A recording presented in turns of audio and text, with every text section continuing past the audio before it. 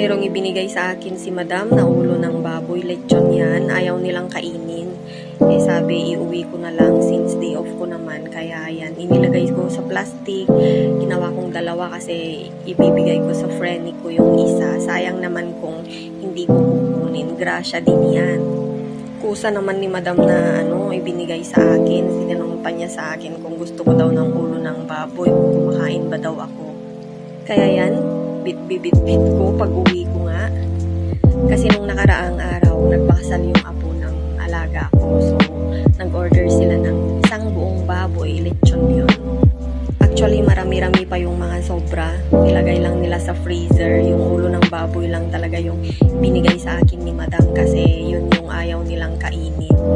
Ayan, on the way na ako. Chinek ko na muna sa route kung saan ako sasakay sa platform 1 or platform 2. Mahirap na. Bago pa lang pala ako dun sa trabaho ko.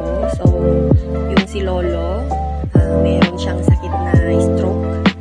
Pero okay naman siya. Morning and afternoon, nagjajalan-jalan, walking kami. Yun yung daily routine namin. Every Tuesday, yung kanilang ibinigay sa akin na day off ko. Yan yung bahay ng tinitirahan ng kaibigan kong si Mary. Yan yung ibinigay ko sa kanya na ayuda. Sinabit ko na lang dyan tapos minessage ko na kung